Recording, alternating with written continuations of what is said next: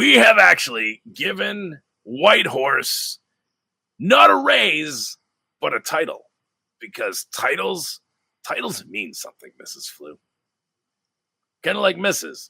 Otherwise, you would just be like, germ. You'd just be like, there would be like nothing to it. Just be like, you're missing your. Because like you're like Mrs. Flu is like a title in that you represent your husband, not just yourself. So it's not just the Mrs. It's like the whole thing. Well, it's the best part of being married. Representing your husband? That's the best part of being married? Being half of the better whole. So many jokes I want to make. All right. Sure. But anyway, so we have given White Horse a new title. He is the informal investigative reporter from under a rock. And so he will be challenging Jonas J. Campbell for best investigative reporter connected to that park place this year. We're gonna make sure that we give him a run for his money and see who has more truth. Because last week, Mrs. Flu, what's one of the topics that we talked about? Do you remember? Let's check. How is that memory of yours? You remembered Mr. Fulton and him being on The Voice, but now there's more. We have a secondary story connected to one of the things we talked about last week on the show. Go, tell us, regale us. What do you think we could be talking about? Something from last week that we're also going to talk about this week? Correct. And it's not Big Glue? Oh, it's connected to Big Glue, as we have learned because of White Horse's investigative reporting. I think he was pointing out that you are a conspiracy person with Big Glue, but I don't know if that's what happened last week. No, that's not the connection. Do you remember how last week we talked about Velveeta? Oh, ooh, gross.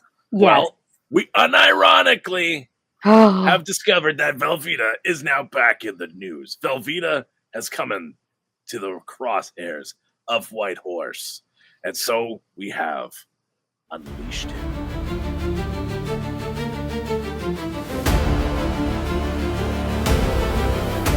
Hello, my gallopers. This is Hoofbeat with White Horse, where we expose the truth happening around us. Gallopers, let me get straight to the point.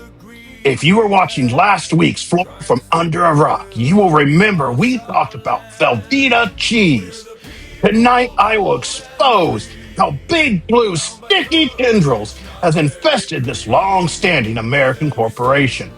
It all started with Berwyn Corporation, which owned both Kraft Foods, the makers of Velveeta, and Elmer's Glue. Both Elmer's and Velveeta use similar ingredients, like sodium aluminum phosphate. And according to leaked internal memos from 1967, they explored the role and the use of SAP in adhesives. Before the discovery of SAP, they would use calcium or milk protein. Calipers.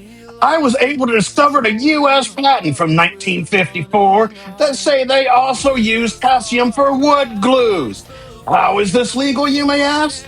Legally, Velveeta is pasteurized prepared cheese product, not cheese.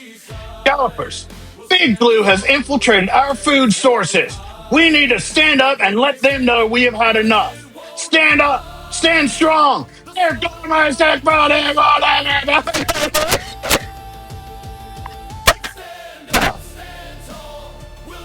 Thank you for watching Hoofbeat with White Horse. Until next week, keep your hooves on the truth.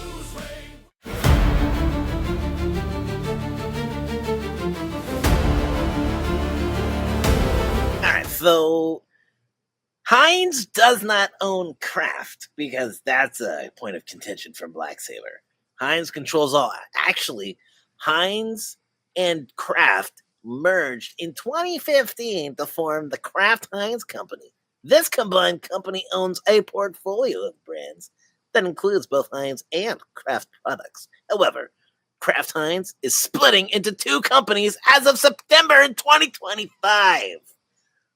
Not surprised. No marriage can last, folks.